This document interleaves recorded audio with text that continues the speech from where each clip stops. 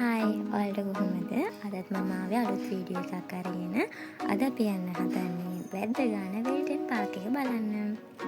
ඇත්තෙන්ම මේ පාක් එක ෆේමස් වෙලා තියෙන්නේ පෙම්වතුන්ගේ පාරාදීසය කියලා. ඒක නම් මේ පාක් එකට ගිහපු අපිටත් හිතුණා. මොකද අපි ගියපු දවසේ එක ෆැමිලි එකක්වත් ඉඳියේ නැහැ. බලන හැම තැනකම මම නම් දැක්කේ කපල්ස්ම විතරයි. ශ්‍රී ජයවර්ධනපුර කෝට්ටේ කියන්නේ ඉතින් නාගරිකත්වයට උරුමකම් කිව් ප්‍රදේශයක්. හැබැයි නිස්කලංකව ස්වභාව දහමත් එක්ක නිදහසේ ඉන්න කියාපුම තැනක් මේ ප්‍රදේශයේ තියෙනවා. ඒ තමයි මේ වැද්ද ගාන වෙට්ලන්ඩ් පාක් එක කියන්නේ. මෙතන උදේ 6 ඉඳලා හවස 6 වෙනකල් ඕපන් කරලා තියෙනවා.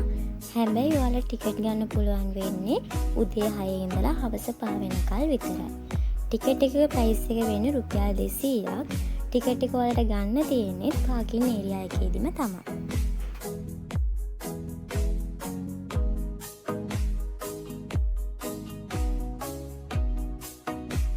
මේ පාක් එකේදී මම දැක්ක දෙයක් තමයි ස්වාභාවික පරිසර සුන්දරත්වයට කිසිම හානියක් නොවන විදියට නිර්මාණය කරලා තියෙන එක. ලෑලි පාලම් දිගේ ඇවිදගෙන පරිසර සුන්දරත්වයේ විඳින්න තියෙන මේ පාක් එක හෙක්ටයාර් 18ක භූමි ප්‍රමාණයකට උරුමකම් කියනවා.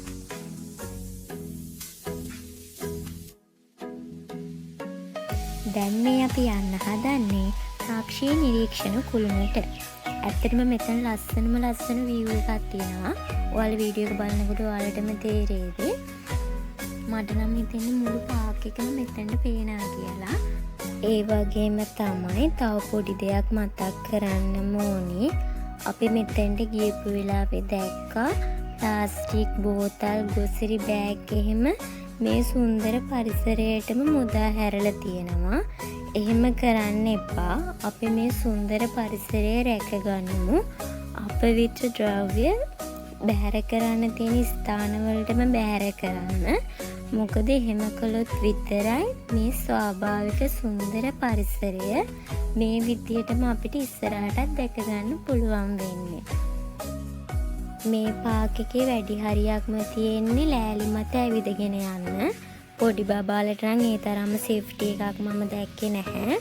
කොහොම වුණත් කපල්ස් වලට වගේම මානස පොඩ්ඩක් රිලැක්ස් කරගන්න හිතෙන අයටත් පරිසරයට ස්වභාව දහමට ආදරය කරන අයටත් ස්වභාව සුන්දරත්වයේ විඳින්න කැමති අයටත් ඇත්තටම ගැලපෙන තැනක් තමයි මෙතන. ඇවිත් බලන්න හරිම ලස්සනයි.